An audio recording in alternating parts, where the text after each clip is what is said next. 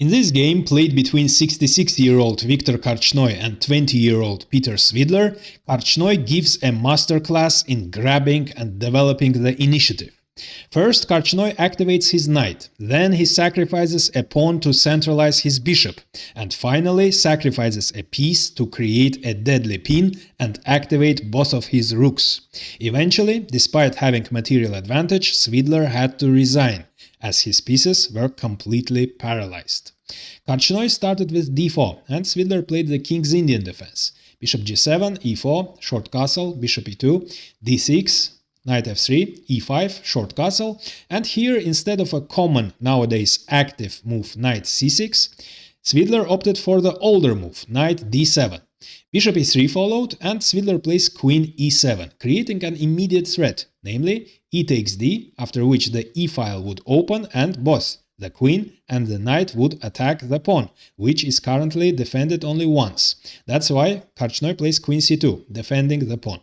And here Korchnoi in his annotations suggests for black to capture on d4, after which the e file would open, and after knight takes d4, black would play c6 in order to take under control the d5 square, followed by rook e8, attacking the e4 pawn for the third time, and in case white plays f3 to defend the pawn, black would attack white pawn center by playing d5. And in this case, white of course wouldn't be able to capture on d5 with the e pawn, because in this case the e3 bishop, which would be unguarded after the pawn would move to f3, would fall. But instead of this, Svidler plays knight g4, attacking the bishop. Bishop g5 followed, f6, bishop retreats to d2, c6, and Korchnoi crosses the center of the board, grabbing space, d5. Now he has the space advantage in the center. And Svidler plays f5, the standard King's Indian move, in order to start the counterplay on the king side. However, the move has its drawback. When the pawn was on f6, it defended, controlled the g5 square. And now that the pawn moved to f5, the square is unguarded and Korchnoi immediately invades. Knight g5. Now the knight also crosses the center of the board. And that's quite unpleasant, because the knight is threatening to invade the e6 square, and also the bishop is attacking the knight on g4, and white is actually threatening to capture on f5. And if black captures with the g-pawn, and black is actually supposed to capture with the pawn in these cases, so that the pawn remains on f5 and controls the important e4 square. After this, after the exchange on f5, white would capture the knight, and it turns out that the pawn on f5 wouldn't be able to capture the bishop, because the queen's diagonal after all these exchanges would open and white would checkmate on h7. That's why Svidler plays knight f6, guarding the e6 square and the knight. f3, kicking out the knight. Knight retreats to h6, and now, after grabbing space in the center, Korchnoi starts his fight for the initiative.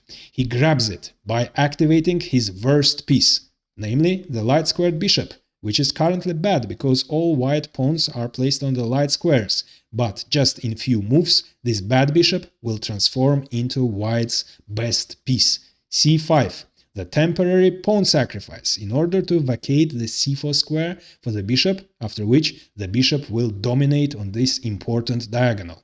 C takes d, knight takes d5, attacking the queen, black must capture, and of course Korchnoi didn't capture with a pawn, instead a much stronger move, bishop c4. The knight is pinned, and instead of a pawn, the bishop will appear on d5, and it will dominate. It will attack both the king side and the queen side. f4, closing the dark-squared bishop's diagonal, and now the knight is unguarded, and black is threatening to capture it. That's why after bishop takes d5 check and king h8, Korchnoi defends his knight, h4. Svidler captures on c5. Currently black is up a pawn, but of course this pawn will fall, because Korchnoi keeps developing his pieces, and it turns out that the pawn, there is no way to defend the pawn, because black cannot play b6 because of the great bishop. In this case, the rook, of course, on a8 will fall. The knight on g5 is intolerable, because it coordinates with the bishop very well. That's why Svidler plays knight g8, vacating the h6 square for his pawn in order to kick the knight out. Korchnoi returns the sacrificed pawn, queen takes c5, h6 followed, and Korchnoi exchanges the queens and plays knight f7 check.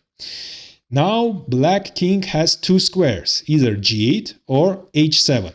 And Svidler makes a counterintuitive move. Instead of the natural king h7, he plays king g8, right under the discovered check.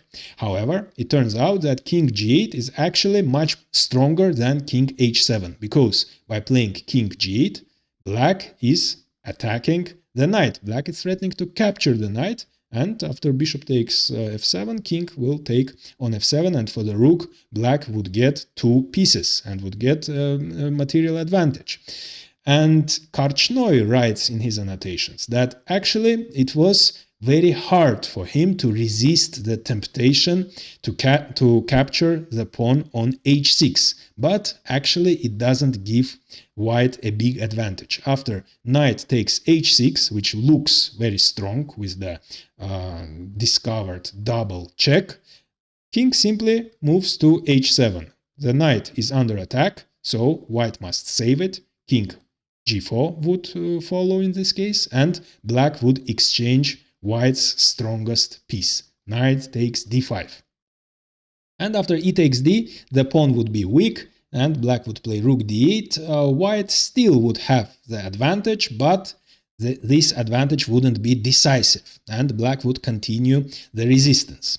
That's why Korchnoi found a much stronger move after king g8. It's important to retain the best piece, the bishop, which is under attack. That's why Korchnoi sacrifices his knight, but retains the bishop. Bishop b3.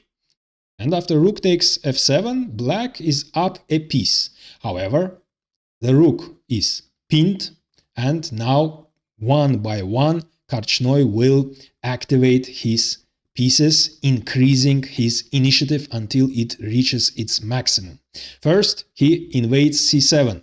Now, besides the rook, the knight is also pinned. It's under attack. White is simply threatening to capture it because it's unguarded. The rook isn't defending the knight as it's pinned.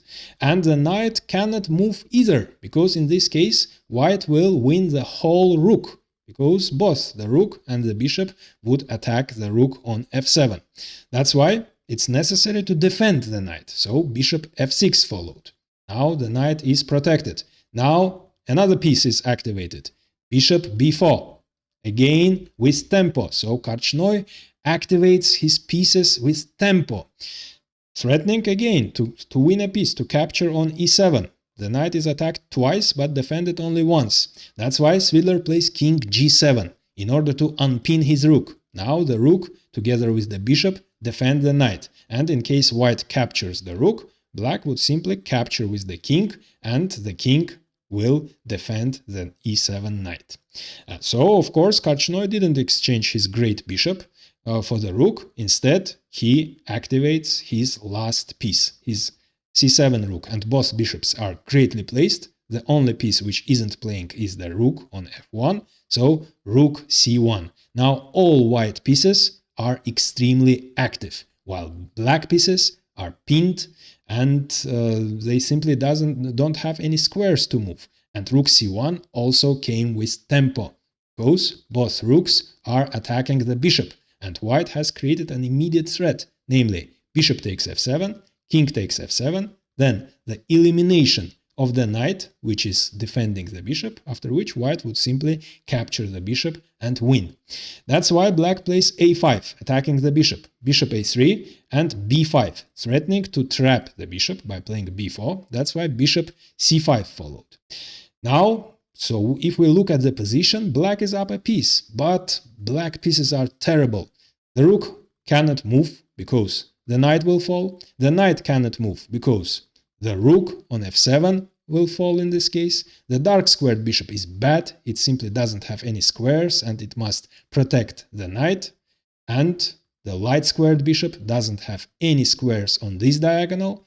Neither can it move to b7. The only square for the light squared bishop is a6. And because of the light squared bishop, the rook cannot be developed either. So Svidler makes the only move, bishop a6. And now, finally, Korchnoi captures the rook. King takes f7. So black still is materially up. For a rook, black has 2 pieces, but his position is completely lost because his pieces cannot move, they are paralyzed, and Korchnoi delivers the final blow on the king side, h5. Now, either this pawn will disappear from g6, for example, after g takes h, the pawn on h6 in this case will fall, because the rook, the white rook, will attack it. Now the rook will get access to the h6 pawn, and black is losing immediately. For example, so after g takes h, white would exchange on e7, and after bishop takes e7, the rook invades the 6th rank, and it turns out that black simply doesn't have any reasonable moves.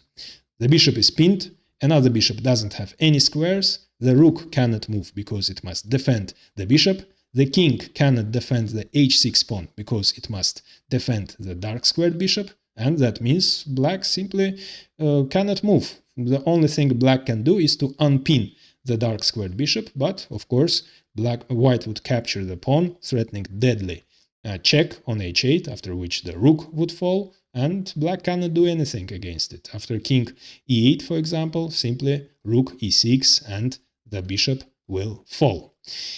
If after h5 black doesn't capture on h5, what else can black do? Black can move the king, for example, king e8, but in this case white will capture himself.